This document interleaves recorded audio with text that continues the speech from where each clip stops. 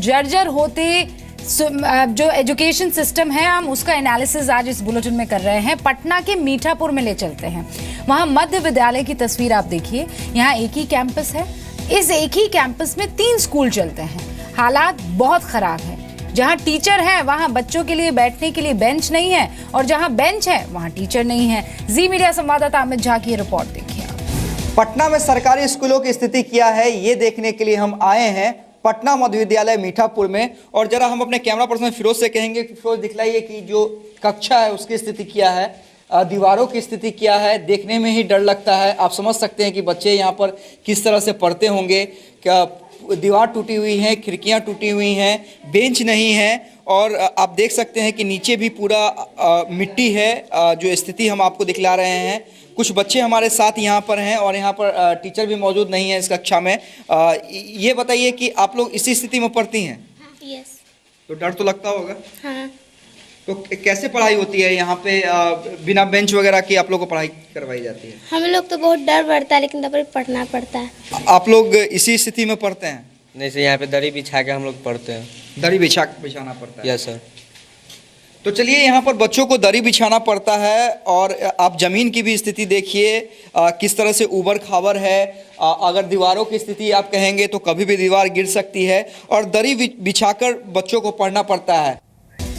सवाल बहुत सारे हैं, लेकिन यहाँ ये जानना भी जरूरी है कि इन स्कूलों की बदहाल स्थिति का जिम्मेदार कौन है, और क्यों तमाम दावों और वादों के बावजूद हालात में सुधार नहीं हो रहे हैं। भारत में जीडीपी का 4% हिस्सा ही शिक्षा के लिए खर्च किया जाता है। इस बार इस आंकड़े को बदला गया, ये 4.9 हो गया।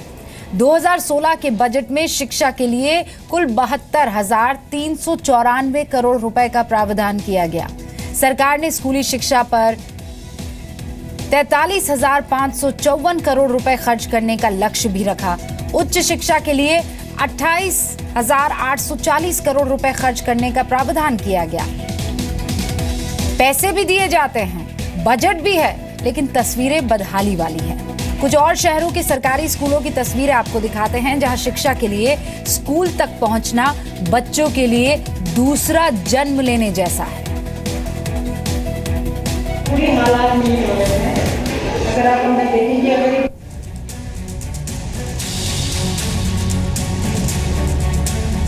पढ़ाई के लिए जिंदगी से लड़ाई। लकड़ी की पट्टी के सहारे पढ़ने जाते बच्चे।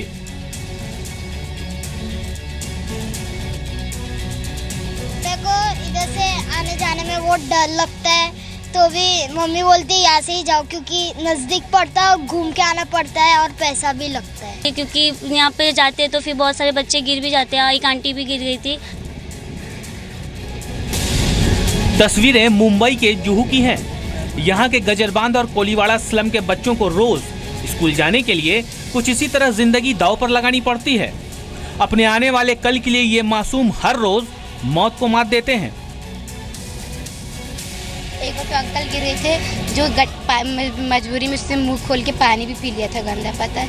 और एक छोटी मेरी बहन भी गिर गई थी नीचे, वो बहुत डूब गई थी, फिर भी वो बहुत मुश्किल से बची है वो।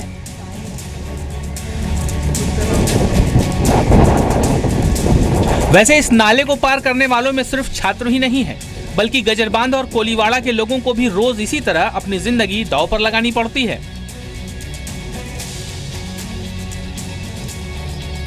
का नाम क्या है? बाबू लक्ष्मण वाघेला।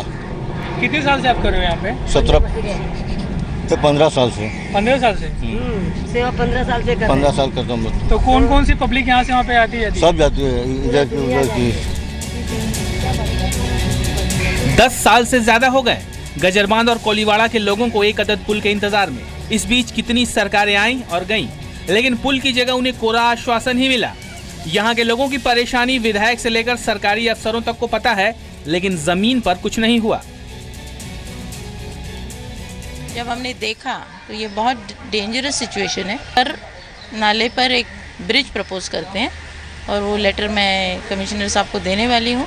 डिपार्टमेंट से बात भी हुई है, लेकिन इसमें दिक्कत इतनी है कि एनवायरनमेंट की वगैरह परमिशन लगेगी, तो तुरंत तो होने वाला नहीं है, क्योंकि एनवायरनमेंटल मिनिस्ट्री और बाकी वार्ड का भी फ़र्क आता है। वो के वेस्ट है, ये एच वेस्ट है।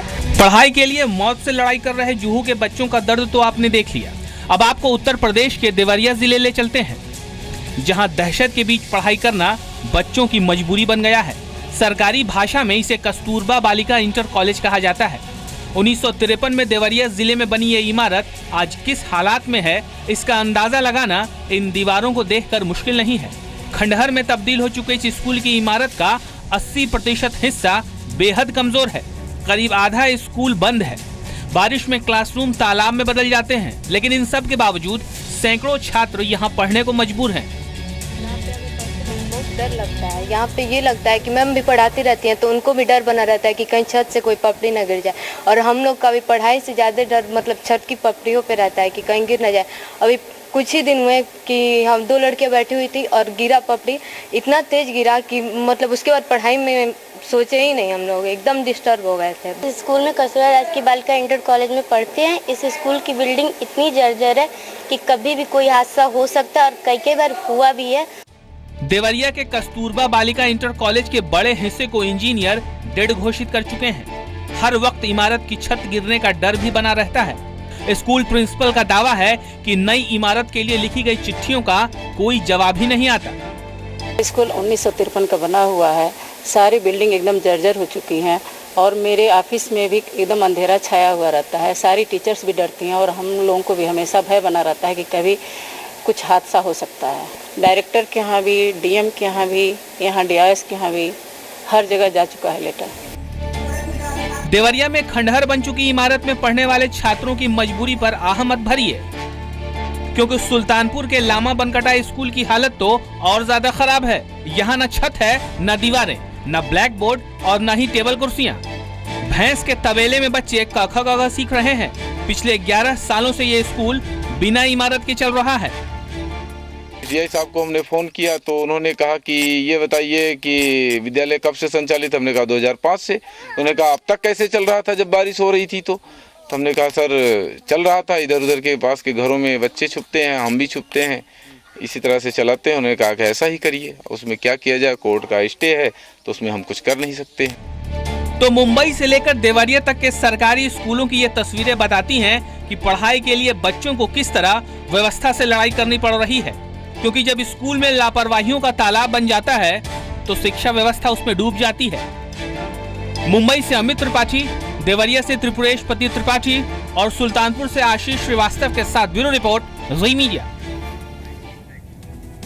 नेशनल सैंपल सर्वे ऑफिस का एक आंकड़ा यहाँ पढ़ रही हूँ जिसमें लिखा है कि 100 में से 13 ऐसे बच्चे हैं, बच्चे नहीं 5 से 29 साल की उम्र के लोग, जिन्होंने स्कूल देखा ही नहीं है, जिन्होंने स्कूल से ड्रॉप आउट ले लिया है। 100 में से 13 बच्चे ऐसे हैं, और सबसे बड़ी जिम्मेदारी ऐसे स्कूलों की और इन स्कूलों को चलाने वालों की है। रायपुर से कन्हैया शुक्ला लाइव हमारे साथ जुड़ गए हैं, पटना से ब्रिजम पांडे हैं। सबसे पहले रायपुर की तस्वीर, उस स्कूल की तस्वीर कन्हैया दर्शकों तक पहुंचाइए। आज आप वहां मौजूद हैं तो क्या दिखाने के लिए मौजूद है? बिल्कुल रूपिका, मैं आपको बता दूं, क्योंकि अगर हम छत्तीसगढ़ राज्य की बात करें तो ये एक आदिवासी बाहुल इलाका है। अगर राजधानी की ये तस्वीरें नज़र आती हैं स्कूली शिक्षा की बदहाली की, तो ज़रा सोचिए जो वो इलाके होंगे जहाँ पर जो सुविधाएं हैं वहाँ पर जहाँ पर मौजूद नहीं होती, जहाँ पर टेलीकॉम सिस्टम मौजूद नहीं है, वहाँ पर स्कूली शिक्षा का क्या तस्वीर नज़र आती होगी। कैसे आखिर ये देश बढ़ेगा, कैसे ये राज्य बढ़ेगा।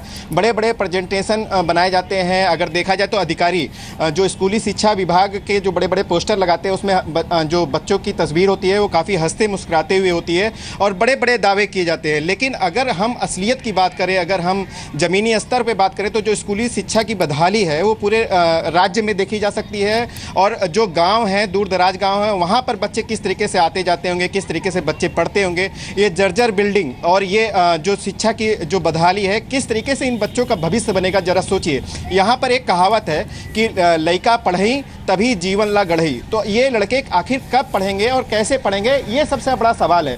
और सबसे बड़ा सवाल है कि हजारों करोड़ रुपए का अगर बजट है शिक्षा विभाग का, तो ये सुविधाएं क्यों नहीं दी जाती हैं, और ये जो स्थिति है वो उसका सुधार क्यों नहीं हो रहा है। इसके लिए अगर हम बात करें तो सबसे ज़्यादा अगर इसके लिए जिम्मेदार है तो शिक्षा विभाग के जो बड़े अधिकारी हैं वो जिम्मेदार हैं, क्योंकि वो जब जनप्रतिनिधि होते हैं, चाहे मुख्यमंत्री होते हैं, चाहे शिक्षा विभाग के मंत्री होते हैं, उनको बड़े बड़े प्रेजेंटेशन दिखाते हैं और जो बड़ी बड़ी तस्वीरें लगती हैं, जो अगर विज्ञापन की जो बड़ी बड़ी तस्वीरें लगती हैं वो हर एक मोहल्ले में देखी जाती हैं, जिसमें बच्चे मुस्कुराते हुए नजर आते हैं। बच्चे मुस्कुराते कहाँ कन्हैया, मुझे लगता है कि वो छोटे छोटे से चेहरे दिखा देते हैं, उसमें बड़ी बड़ी तस्वीरें तो लोकल नेताओं की होती है, फिर उनके जो बड़े लीडर्स होते हैं उनको खुश करने के लिए वो तस्वीरें। लेकिन ये जो तस्वीर आप दिखा रहे हैं ये चौंकाने वाली है कन्हैया। यहाँ पर हम लोग बात कर रहे हैं चिकनगुनिया, मलेरिया, वहाँ देखिए एक तो जर्जर बिल्डिंग, ऊपर से वो पानी, वो बच्चे नंगे पैर वहाँ पर घूम रहे हैं। किस तरीके से उनको तो ये पता भी नहीं होगा कि ऐसे आदमी बीमार पड़ जाते हैं, ऐसे बच्चे बीमार पड़ जाते हैं, फिर उसके बाद वो स्कूल नहीं जाएंगे, फिर माँ बाप आगे स्कूल को कंटिन्यू भी नहीं करेंगे। बिल्कुल रुका, ये जो तस्वीर है ये राजधानी की तस्वीर है। मैं ये बता रहा हूँ कि ये राजधानी में मोवा जो जगह है वहाँ पर ये सरकारी स्कूल है, जहाँ की ये जो बदहाली की तस्वीरें हैं वो देखी जा सकती हैं। बच्चे किस तरीके से जो पानी भरा हुआ है वहाँ से आने जाने का जो मार्ग है वहाँ से आ रहे हैं, और इसके अलावा अभी तक स्कूल का प्रबंधन कितना लापरवाह है कि इस जो बरसात के सीजन में, क्योंकि इस समय काफ़ी बीमारियाँ फैलती हैं, इस समय जो बच्चे जहाँ पे पढ़ते हैं, जिस क्लासरूम में पढ़ते हैं वहाँ से पानी टपकता है, उसको लेकर के किस तरीके से व्यवस्था की जानी चाहिए। आखिरकार ये जो बच्चे हैं वो देश का भविष्य हैं, और जो बड़ी बड़ी बातें नेता करते हैं, आखिर किस तरीके से देश का भविष्य बनेगा, इन बच्चों का जो आने वाला जो कल होगा वो कैसे इसमें सुधार होगा, और ये बच्चे आने वाले दिनों में क्या बनेंगे, इस चीज को लेकर के कहीं जवाब नहीं मिलता है। और इसमें सबसे बड़े अगर दोषी अगर देखा जाए तो जो नेता है, जो अधिकारी है, वो 10:37 हो रहे हैं। मेरे ख्याल से अभी तो क्लास लगनी चाहिए थी, टीचर को इनको क्लास में बैठाकर पढ़ाना चाहिए था, और ये बच्चे बाहर घूम रहे हैं, टीचर तो आसपास मुझे कहीं नजर नहीं आ रहा है। कन्हैया पता लगाइए, तब तक मैं ब्रिजम पांडे का रुख कर लेती हूँ। ब्रिजन, आपके स्कूल के बाहर मौजूद है और वहां बदहाली की कौन सी तस्वीर आप दिखाएंगे आज?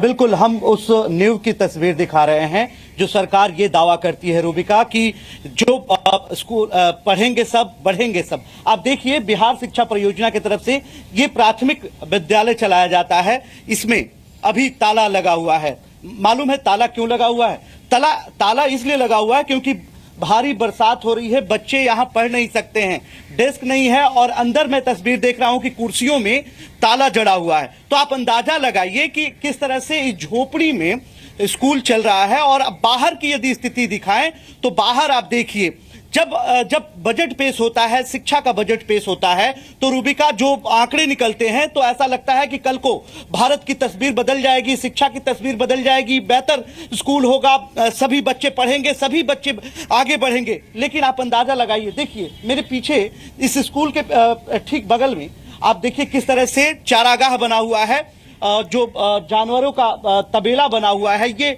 डंपिंग यार्ड है। और आप अंदाजा लगाइए कि यहाँ लोग अपना कूड़ा फेंकते हैं और यहाँ जानवरों का चारागाह है, और यहाँ ठीक सामने बच्चे पढ़ते हैं, और वो भी डेस्क पे नहीं, बेंच नहीं है उनके लिए कोई व्यवस्था नहीं है। यदि बारिश होती है तो छुट्टी करार दे दिया जाता है, शिक्षक नहीं आते हैं, जो बच्चे हैं वो नहीं आते हैं। तो आप अंदाजा लगाइए दुनिया के कितने ऐसे देश हैं जो पढ़ाई पर न जाने कितना खर्च कर रहे हैं और पढ़ाई को बच्चों की दोस्त बनाने की कोशिश कर रहे हैं, और हम यहाँ पर देख रहे हैं कि बच्चों के लिए तो ये सबसे बड़ा चैलेंज है। खुशी तब हुई थी जब 9 पिलर्स में से एक को बजट एलोकेशन के वक्त सरकार ने एजुकेशन को चुना था, लेकिन हालात जस के तस है। ब्रिजम, बहुत बहुत शुक्रिया। कन्हैया, आपका भी बहुत बहुत शुक्रिया।